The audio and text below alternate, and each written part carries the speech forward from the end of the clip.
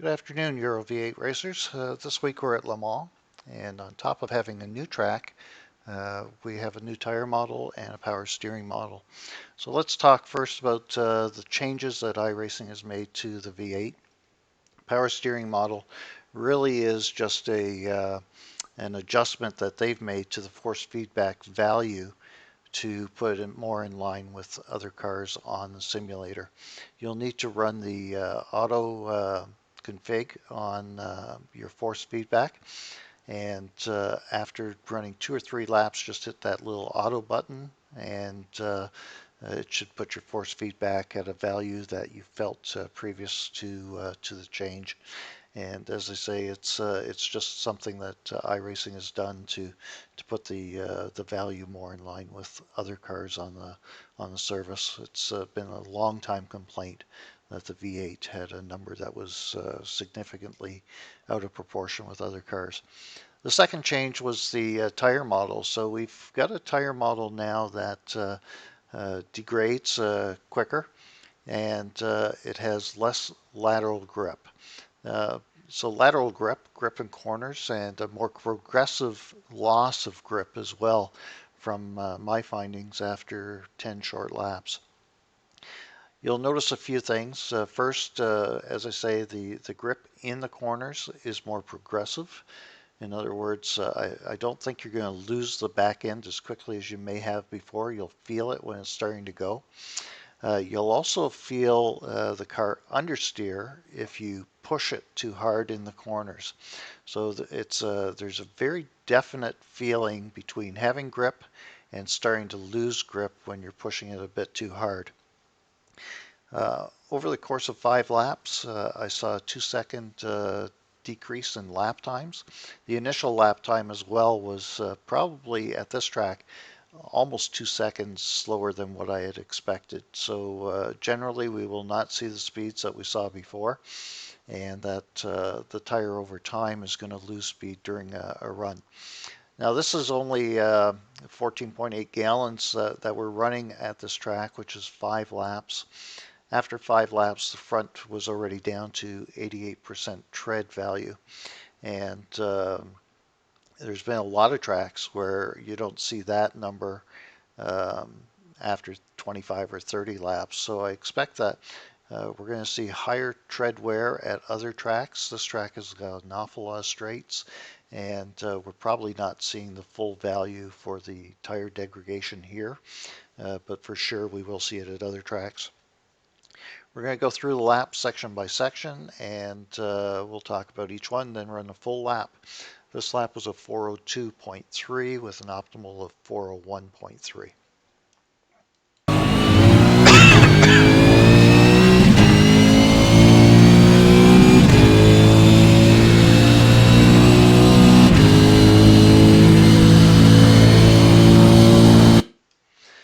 So this section here, the first section, this is my Achilles heel when it comes to this track.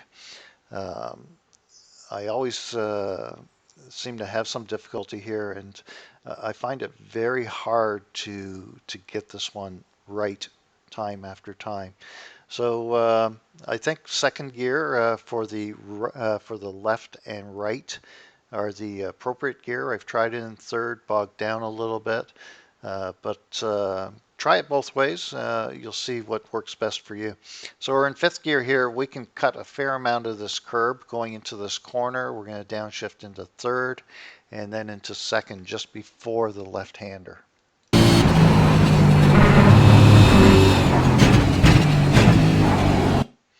So we're in second here. We want to cut the left-hand curb quite a bit, right up to the rumble strips. And then the very next right-hander, same thing.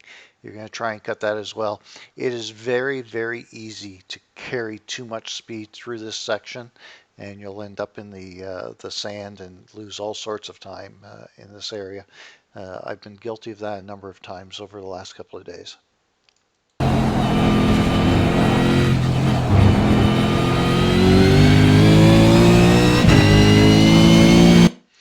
So we're in third gear here. We're right up on the left-hand curb. This is a bit of a blind crest.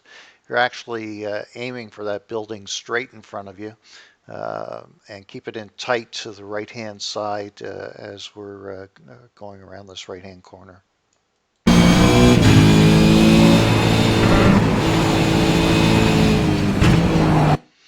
And again, you want to get the car slowed down and really tight into the left here so that we can make the right immediately after and carry some speed.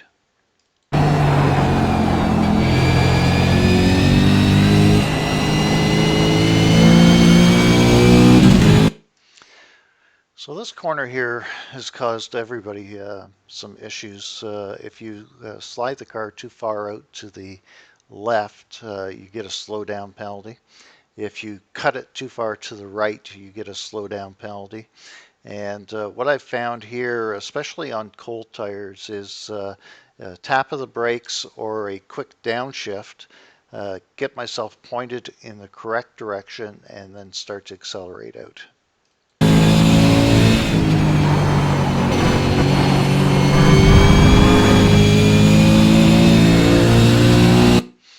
Long straight here. Just be careful of the middle of the road. There is a crown in the middle of the road, and it can upset your steering a little bit.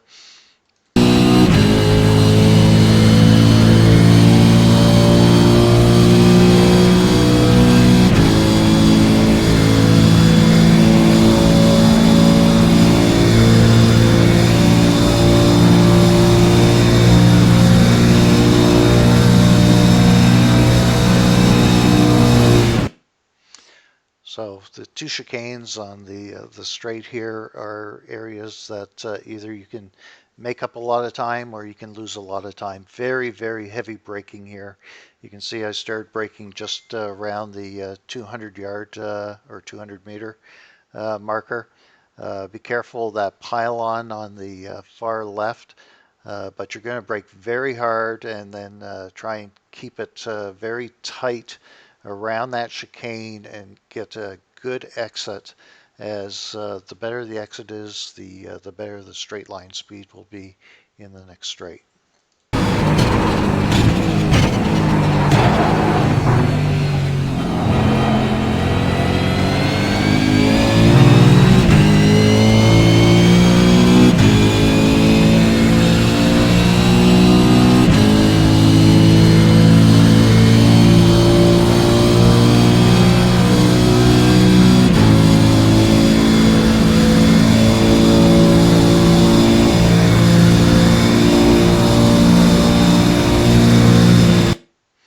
So again, we're at the 200 yard marker. We're starting our braking, and this is very similar to the last chicane.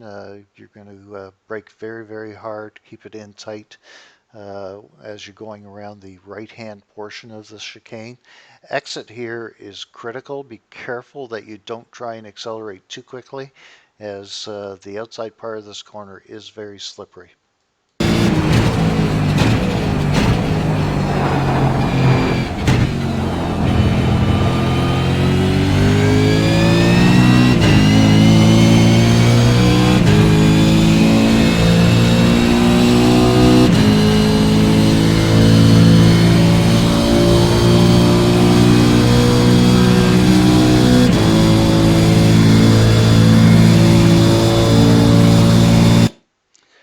So we're just about to start braking here, 200 yard marker again. We're carrying an awful lot of speed, and this is a 90-degree right-hander.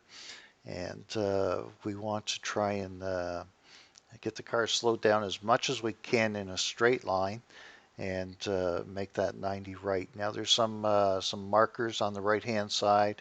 I found that you can get pretty close to them without incurring a penalty.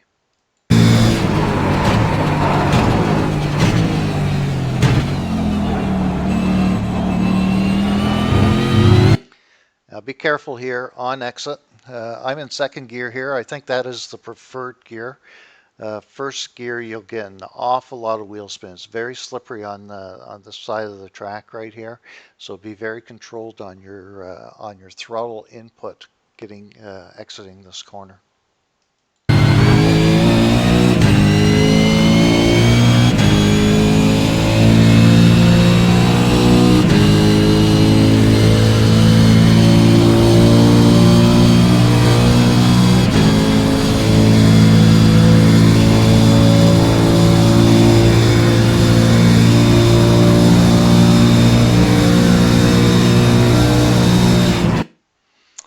So top of sixth gear, we're going to start braking and try and make this corner as tight as we can and brake again in a straight line into second gear for the left-hander.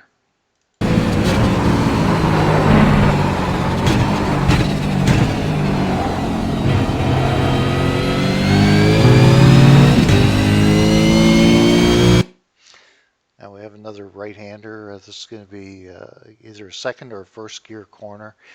Similar to the last one, that very tight right-hander, you have to be careful on acceleration out of here. It's very easy to get a lot of wheel spin and lose a couple of tenths.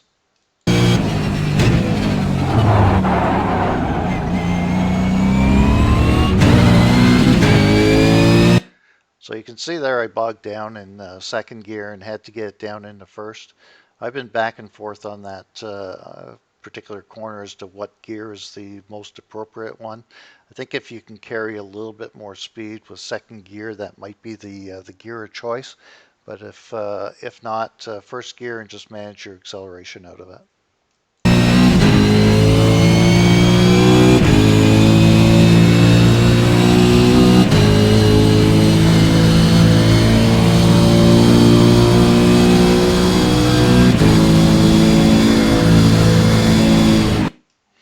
So we're entering the Porsche curves here. This section very difficult, very easy for you to get too wide on entry here.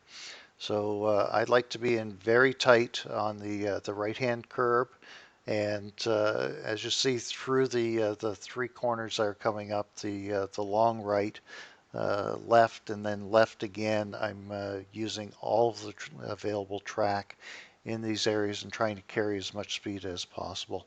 So we're in sixth now. We're going to be going down into fourth gear.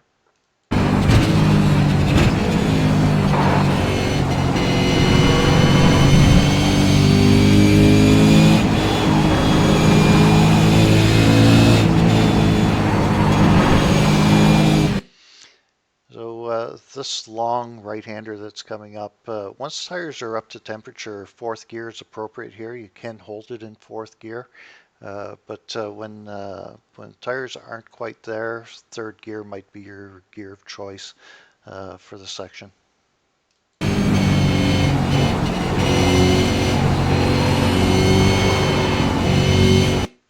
Quick lift here. So lift and a change of direction, and just try and keep it in very tight to the left-hand side. If you go too far out to the right, you'll get a slow down penalty for using too much of the track on exit.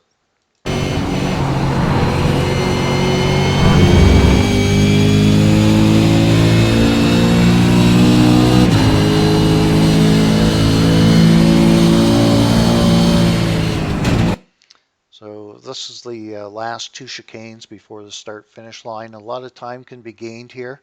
Experiment, see how much of the curb you can take both on entry and exit of both of these chicanes, because there is a lot of time that can be gained.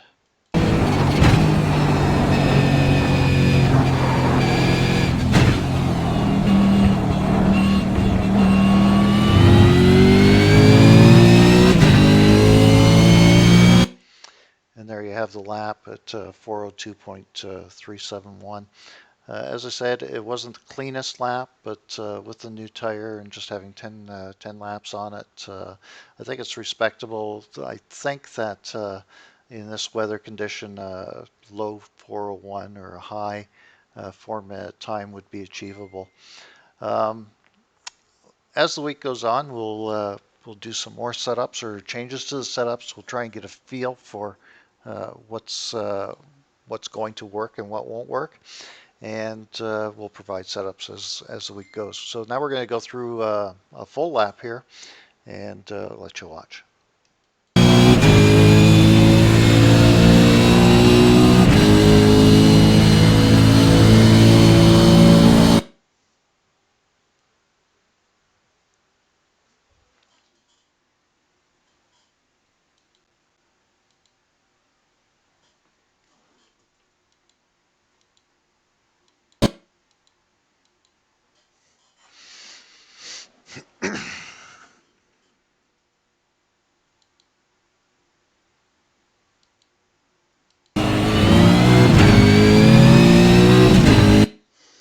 Sorry for the delay there. Apologize. I didn't rewind the lap all the way.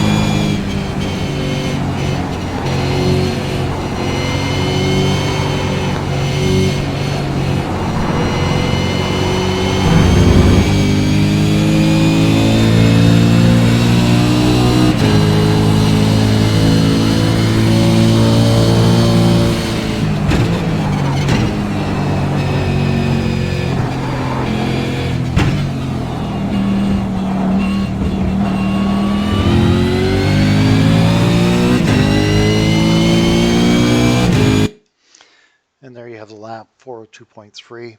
One thing I should mention here, there was a lot of discussion about what rear gear ratio we should be using.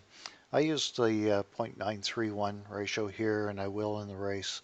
You can get away with using the 960 gear ratio, perhaps in qualifying. But to be honest, it tops out before both of the chicanes, and if you're lucky enough to catch a draft in qualifying, you'll definitely need the longer gear. So I think 931 is the way to go here.